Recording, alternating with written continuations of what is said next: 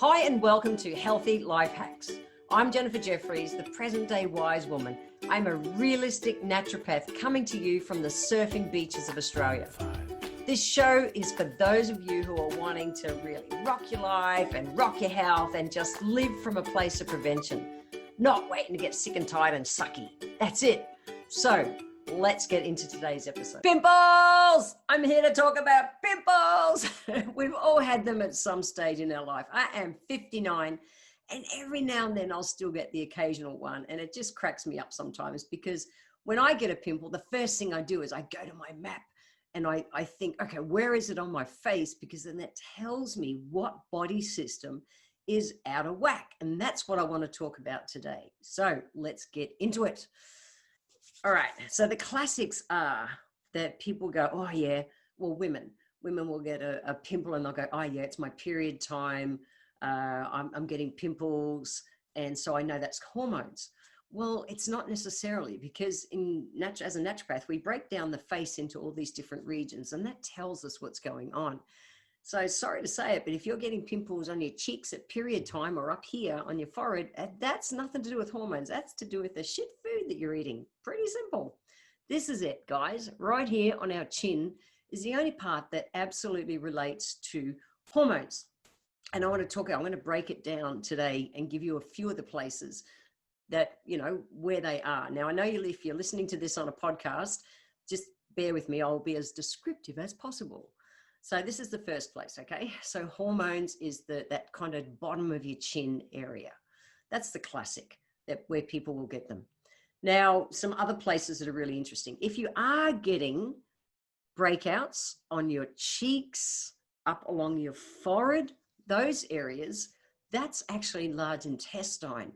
So that's your left side is your right side is your ascending colon, your left side's your descending colon.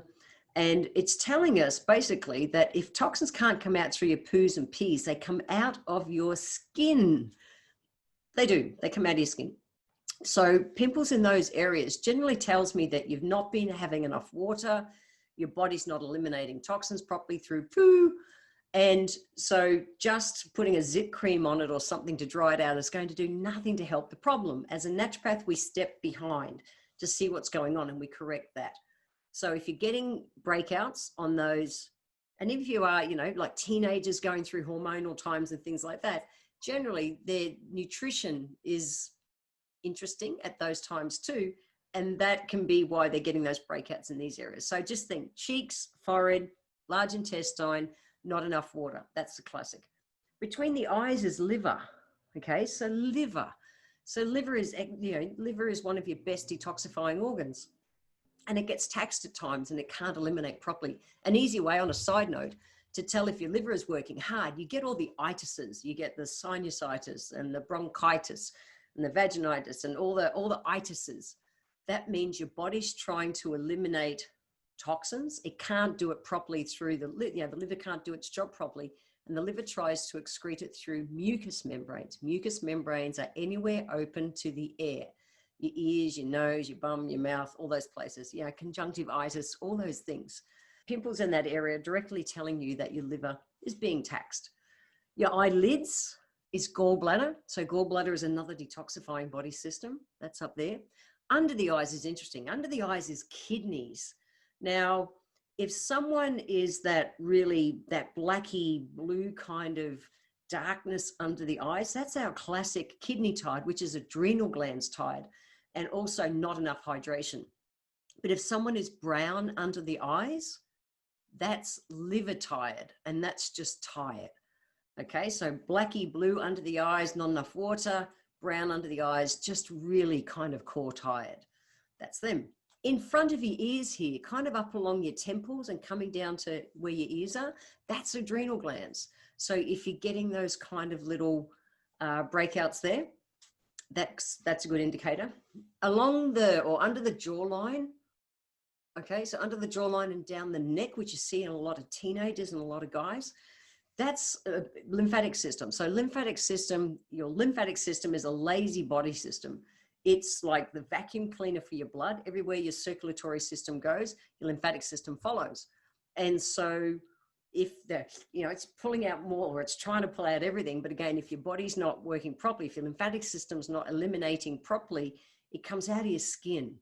So there's really, nasty kind of ones on those areas generally mean that lymphatic system is being taxed. So your lymphatic system, it's moved with exercise, and it's moved with things like skin brushing.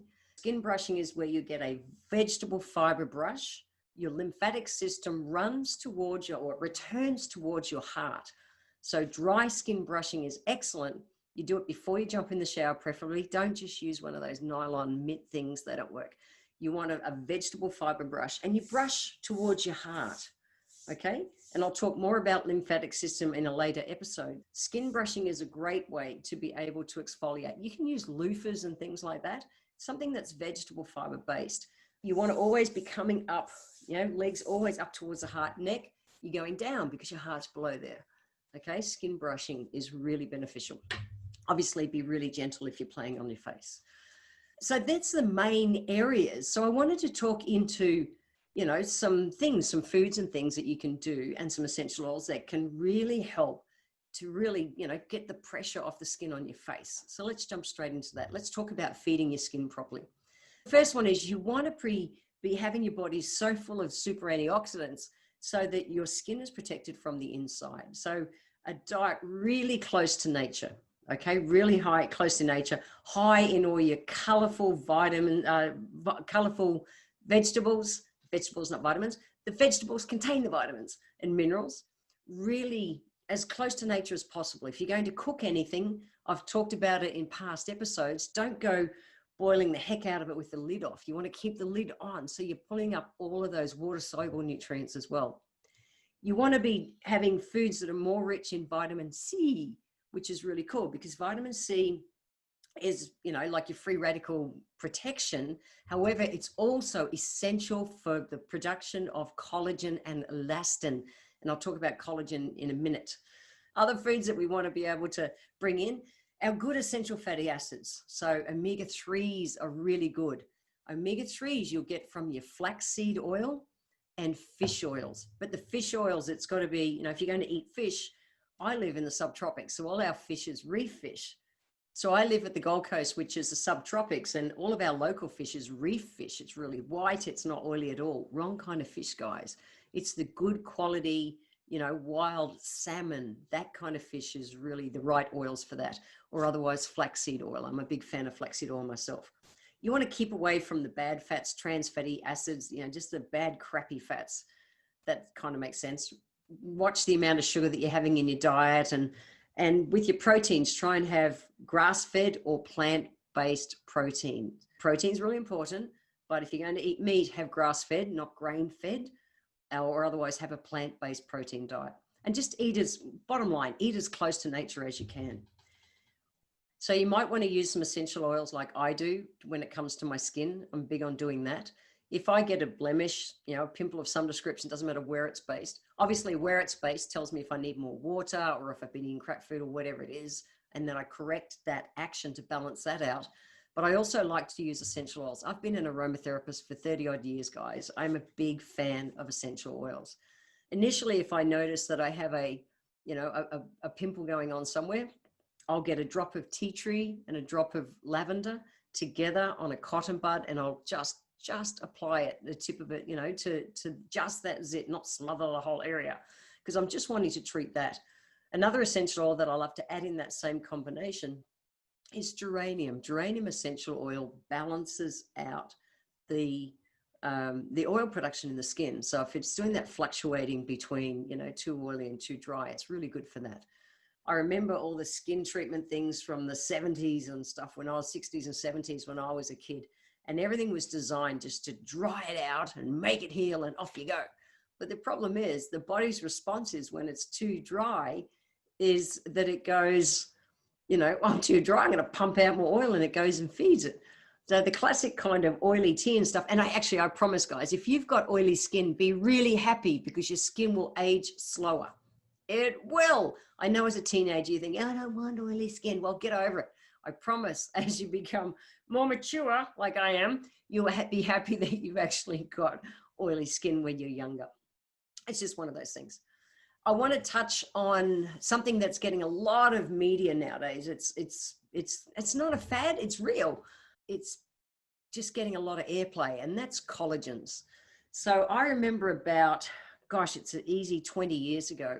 I was actually in Hong Kong working with the client up there. I was running some workshops and on my aromatherapy insight cards. More on that in another episode. That's working with the emotional side of essential oils. But I digress. Back to the topic. And sitting down to a meal, and a dish got served up. I was with my translators, and a dish got served up, and I went, "What is that?" And I'm thinking, I have no idea what that food is. And they said it was the inner air sacs of big deep sea tuna. And I'm like, see, in Australia, if you catch a fish, you eat the fish, just the flesh, nothing else. But I love through Asia that they eat purposefully. They don't just eat for flavor, they're eating for reasons. They get the way that food interacts with our body. So I'm going, well, why are you eating the air sac, not the meat of the fish? And they said, well, they eat the air sac to get the collagen from the fish. And I'm going, oh, that's 20 odd years ago. You know, I go surfing a few days every single week. And in summer, I'm out there every day, I promise. It's winter at the moment, so I'm a little bit wussy. So I'm really aware, and have been for a long time, about looking after my skin. And I'm not perfect, but I'm aware of what I eat to feed my skin what it needs from the inside. So I have been a big user of spirulina and things like that over the years. But nowadays you can get really good quality marine collagen. So marine collagen classically will come from Scandinavian areas, fish, really super cold water fish. And they can take the marine collagen from that. So easy way to understand what collagen is like the stuffing in a mattress. It's what's used to help keep that plumpness in the skin and reduce, you know, your smile lines. Now, you're not doing it for to look gorgeous. That's not what it's about. It's to be healthy. It's something that it just, you know, our body produces less of it as we age. Like I said right at the start, we need good qualities of our vitamin C's in our diet to be able to make sure that we're getting that benefit as well. Otherwise, just taking collagen and having your other nutrients not in balance doesn't mean you're going to pull up the goodness. So just watch the marine collagens that you go and buy, guys, because there's a few of them around at the moment. I'll chuck a link into the one that I like. But collagen is all about keeping the skin supple. That's it. So as we age, it's not that we don't want to be old and leathery for looks. It's about so that your body is protected. You know, the acid mantle on our skin, our skin is a protective layer of our body. That's what keeps us intact. It's like a balloon. Pop the balloon, whoa, there's nothing there. Well, we've got to look after our protective layer, and our skin is it.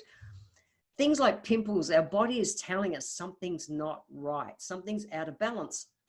Instead of just going, I'll put something on to dry it out, look at it. Refer back to this. In fact, go to the show notes and I'll put the map in the show notes so that you can have a look at it. Okay, so to today's healthy life hacks. Healthy life hacks number 1 this week is 1, notice where the pimples are. Don't just put something on to dry it out. Notice what's out of balance. You can go to the show notes, you know, keep that for yourself or something so you can go back and see often what it means. So go to healthylifehacks.com.au, get that map and keep it. Okay. That's why I'm giving it to you to make it easy. Number 2, make sure you're having enough water in your life. Okay. 33 ml per kilo per day. If toxins can't come out through your poos and pees, they come out of your skin. Healthy life hack number 3, we want to be able to I know it sounds a bit strange, but relax about your skin.